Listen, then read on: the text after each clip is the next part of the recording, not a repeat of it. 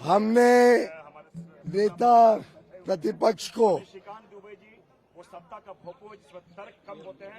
Parliament के सभी नियमों को पार्लियामेंट के सभी कायदे कानूनों को उल्लंघन करते हुए पाया। माननीय अध्यक्ष जी निष्पक्षता के साथ बार बार इस बात को दोहराते हैं कि सभी को मौका दिया जाएगा, सभी को ज्वलंत विषयों के ऊपर बातचीत करने का समय तय करके मौका दिया जाएगा अपनी बात को रखने के लिए। आज राहुल गांधी जी ने एक विषय एलपीजी शॉर्टेज के ऊपर डिस्कस करने के लिए समय मांगा। माननीय अध्यक्ष जी ने समय दिया, लेकिन फिर एक बार हमने देखा कैसे राहुल गांधी जी ने विषय की गंभीरता को भी सामने नहीं रखा और गैर जिम्मेदारी का प्रदर्शन किया। यही बात माननीय स्पीकर बार बार कहते रहे हैं कि जो विषय के ऊपर चर्चा हो रही है उस विषय के ऊपर रहना है, लेकिन आज हमने फिर एक बार राहुल गांधी जी की गैर जिम्मेदारी का प्रदर्शन देखा कैसे राहुल गांधी जी नियमों से नहीं चलना चाहते, सदन की कार्रवाई नहीं चलाना चाहते।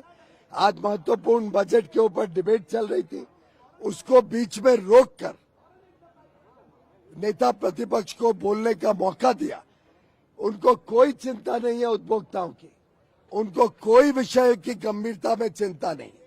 मुझे लगता है ये ढोंग है जो राहुल गांधी जी प्रदर्शन करना चाहते हैं कि बड़ी उपभोक्ता की या एलपीजी सिलेंडर की चिंता है।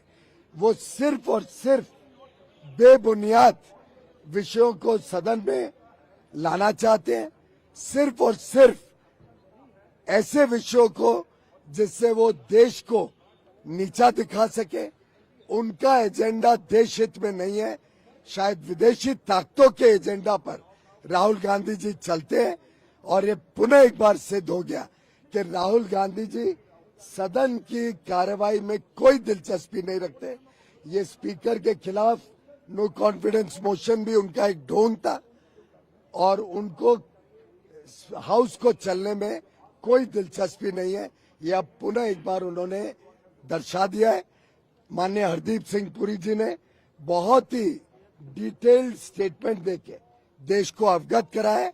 मुझे पूरी उम्मीद है कि देशवासियों को विश्वास होगा कि चीजें पूरी नियंत्रण में है, किसी को पैनिक बाइंग की जरूरत नहीं है और सभी लोग की जरूरतें पूरी की जाएंगी।